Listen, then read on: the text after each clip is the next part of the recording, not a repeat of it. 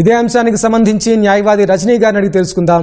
రజనీ గారు, జగన్ కారు కింద పడి ఓ వృద్ధుడు చనిపోయాడు కదా, ఈ ఘటనని ఎలా చూడొచ్చు?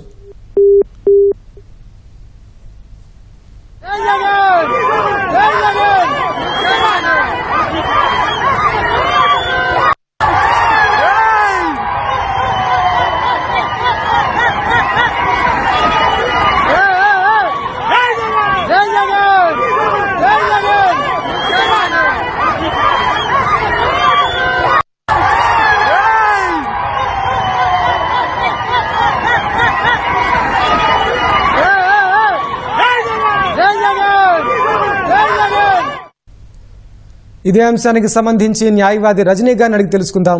రజనీ గారు, జగన్ కారు కింద పడి ఓ వృద్ధుడు చనిపోయాడు కదా, ఈ ఘటన ఎలా చూడొచ్చు? సార్, అసలు ఎంత దారుణం అంటే అదేదో మానవత్వం పరిమళించే మంచి మనిషికి స్వాగతం అంటూ అప్పట్లో ఒక పాట ఉండేదండి.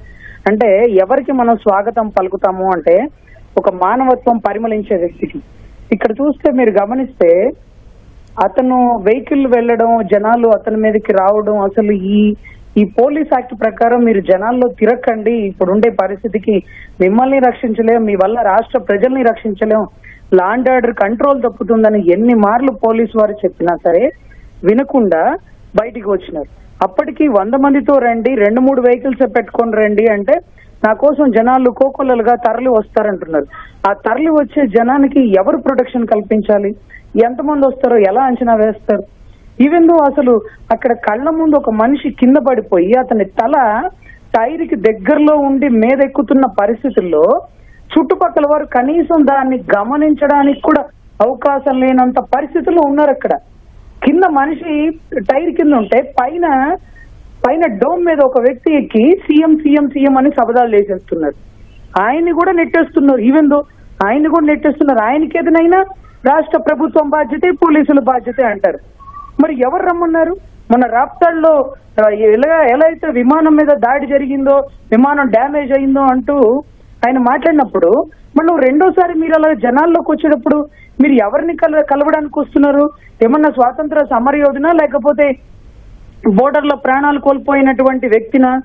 అంటే మీరు సొసైటీకి ఏం మెసేజ్ ఇస్తున్నారు? మీరు బయటికి రావడం వల్ల లా అండ్ ఆర్డర్ ఎంత అన్కంట్రోల్ తప్పుతుంది, ఎంత మాస్ ఫాలోయింగ్, ఏంటి ఇదంతా?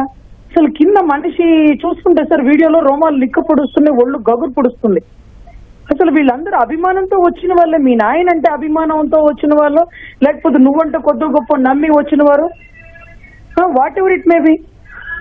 సో ఇక్కడ మనం ఒకటే గమనించాలి సార్, చెప్పిన మాట వినకపోతే వచ్చే పర్యవసానం ఏదైనా కానీ వారు భరించాల్సింది. ఎందుకంటే ఇలాంటిదే సంజయ్ థియేటర్ దగ్గర జరిగిన ఘటనకి పుష్ప 2 టైంలో అల్లు అర్జున్, ఆయనకు సంబంధించినటువంటి లాయర్లు అందరూ కూడా తండోపతండాలుగా కదిలి వచ్చి ఆయన మీద కేసు అయ్యి స్టేషన్ లోకి తీసుకొచ్చి ఇంత జరిగింది. మరి ఇప్పుడు చెప్పండి, లైవ్ లో ఈ జగన్ గారికి కూడా మీరు పుష్ప 2 లాగా చేయగలుగుతారా? ఈ రోజు కూటమిని రాష్ట్ర ప్రజలు ప్రశ్నిస్తున్నారు, ఏకదాటిగా ఒకటే మాట్లాడుతున్నారు. కళ్ళ ముందు జరిగిన దృశ్యం ఇది, లైవ్ రికార్డింగ్. మరి ఆయనలాగా మీరు జైల్లో పెట్టగలరా? ఆయనలాగా కనీసం మీరు నోటీస్ ఇవ్వగలరా? స్టేషన్ దాకా తరలించగలరా? ఆయన వెహికల్ వల్ల జరిగిన ఘటనేగా, సేమ్ యాస్టీజే కదా. సంజయ్ థియేటర్ ఘటనకి దీనికి ఇంచు తేడా ఉందా? లేదు కదా. మరి ఇప్పుడు ప్రభుత్వం ఏం రియాక్ట్ అవుతుంది, పోలీస్ వర్గం ఎంత ఘాటుగా పనిచేస్తారు అనేది మేమందరం ఎదురు చూస్తున్నాం. మళ్ళీ ఇలాంటివి రిపీట్ కాకూడదన్నా, ఆయన రూల్స్ పాటించకుండా జనాల్లోకి వచ్చామన్నప్పుడు కూడా ఈ ఘటన గుర్తుకు రావాలి. కళ్ళ ముందు సార్ ఆ కుటుంబం ఎంత, ఒక మనిషిని కోల్పోతే ఆ కుటుంబ పరిస్థితి ఏంటి సార్? సో ఖచ్చితంగా దీన్ని చాలా సీరియస్ గా తీసుకోవాలి కూటమి ప్రభుత్వం. ఇది కళ్ల ముందు ఎవిడెంటరీగా జరిగింది.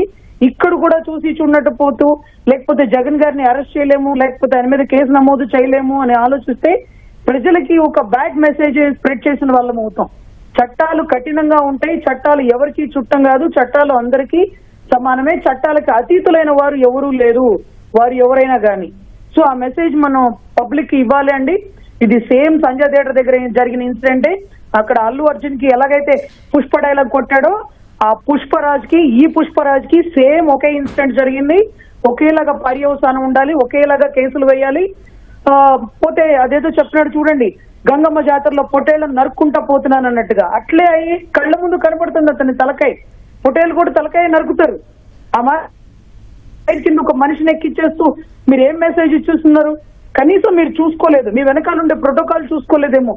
కనీసం ఆ పైన డోమ్ మీద ఎక్కేవాడు చూసుకోలేదు. పోలీస్ ప్రొడక్షన్ అసలు మీరు ఎంతమంది వస్తున్నారు, ఎంతమందిని అడుగుతున్నారు, మాకు ఒక్కరితో పని లేదని మీ అంతటా మీరు వెళ్ళిపోతే ఇలాంటి ఘటన జరిగితే పబ్లిక్ మీరు ఏం మెసేజ్ ఇస్తున్నట్టు? సో ఇది చాలా సీరియస్ గా తీసుకోవాలండి. దీంట్లో ఏమాత్రం ఉపేక్షించకూడదు. సినిమా డైలాగులు సినిమాలోనే పనికొస్తాయి. రోడ్ల మీద జనాల్లో ప్రజాస్వామ్యంలో రాజ్యాంగబద్ధమైన పోస్టులో ఉన్న వ్యక్తి ఇటువంటి మెసేజ్ దయచేసి పబ్లిక్ ఇవ్వకండి. రజనీ గారు, ఈ ఘటనపై పోలీసులు ఎలాంటి చర్యలు తీసుకునే అవకాశం ఉంది? సార్ అదే చెప్తున్నాను సార్. అదే సంజయ్ థియేటర్ దగ్గర పుష్పరాజ్ గారికి ఏం మెసేజ్, ఏ చర్యలు తీసుకున్నారో, ఏ కేసులు నమోదు చేసినారో మీరు ఇక ఏ మాత్రం ఆలోచించక్కర్లేదు. అదే కేసులని యాజ్ ఈజ్ వేసాయి. సేమ్ అక్కడ కూడా అదే ఘటన. ఇంకా చెప్పాలంటే ఆయన కార్ టైర్ కింద పడలేదు, తొక్కిసలాట్లో చనిపోయారు. ఇక్కడ యాజ్ ఈజ్ ఆయన కార్ టైర్ కింద పడ్డారు. ఆయన driver direct liable to punish. వాళ్ళ ఓనర్ జగన్ రెడ్డి గారు, అక్కడ లోపల ఉండే వ్యక్తులు, పైన ఉండే కార్యకర్తలు, వీళ్ళందరిలో ఎంత మందిని అరెస్ట్ చేయగలిగితే ఎటువంటి A2 A3 అనేది ఎప్పుడు నమోదు చేస్తారండి? అక్యూజ్డ్ 1 గా డ్రైవర్ చూసుకోవాలి, డోమ్ ముందు ఎవరు వస్తున్నారు, ఎవరు పక్క తప్పుకుంటున్నారని. సో అసలు ఇలాంటివి మనం వద్దు అన్నాక కూడా, అంటే పోలీస్ యాక్ట్ ప్రకారం మీరు జనాల్లోకి రాకండి, ప్రొటెక్షన్ ఇప్పుడు ఇచ్చే పరిస్థితి లేదు, మేము వైజాగ్ కి సంబంధించిన యోగాంధ్ర బిజీలో ఉన్నాము, దయచేసి రాకండి అంటే 2 ఎకరాలు పోగొట్టుకొని బెట్టింగ్ లో ఇబ్బంది పడి ప్రాణాలు కోల్పోయినటువంటి నాగమల్లేశ్వరరావు గారి కోసం సంవత్సరం తర్వాత ఆయన యాత్రతో బయటకు వచ్చినాడు. అంటే యోగాంధ్రాన్ని డైవర్ట్ చేయడమే కదా. ఎందుకు ఈ టైంలో యాత్ర? వద్దని చెప్పినాం కదా. వద్దని చెప్పినప్పుడు కోర్టుకెళ్లి పర్మిషన్ తెచ్చుకునే ప్రాసెస్ ఉంటది కదా. అయినా వితండవాదం చేస్తే కనీసం 100 మందినైనా తీసుకొని వెళ్ళండి సార్, అంతకు మించి వద్దు అన్నాం కదా. సో అతను ఏమి వినడు సార్. అతను మొండివాడు, రాజు కంటే మొండివాడు, గట్టివాడు. సో మొండివాడికి ఎలాంటి చర్యలు ఉంటాయంటే, పుష్పరాజు గారి మీద ఏం యాక్షన్స్ తీసుకున్నామో అంతకు మించి, ఆయన డైలాగే తగ్గేదే లేదని అంతకు మించి ఆయన సెక్షన్స్ ఈయన మీద పడతాయండి. ఎందుకంటే అక్కడ తొక్కిసలాట, ఇక్కడ కార్ కింద సంబంధించిన యాక్సిడెంట్. సో అది అన్ఫార్చునేట్ గా జరిగినా, అన్ఎక్స్పెక్టెడ్ గా జరిగినా, అనుకోని జరిగినా, what ever it may be, అతను చట్టాన్ని మీరి జనాల్లోకి వచ్చాడు. ఏదైతే 100 మందికి మించి జనాల్ని తీసుకురాగలిగారు. సో వీటన్నిటికీ సంబంధించి నేను సంబంధిత సెక్షన్స్ అండి ఇవన్నీ పెట్టి అతనికి నాన్ బెయిలబుల్ అఫెన్స్ కూడా అయిపోతుందండి. ఎందుకంటే కళ్ళ ముందు జరిగిన ఘటన, ఇట్లాంటి విషయాల్లో అస్సలు బెయిల్ కూడా రాదు. సో ప్రభుత్వం చాలా క్రిటికల్ గా ఉండాలి, ఇలాంటి విషయాల్లో కఠినంగా ఉండాలి చట్టాలు అనేది మరొకసారి నిరూపించాలండి. ధన్యవాదాలు రజనీ గారు.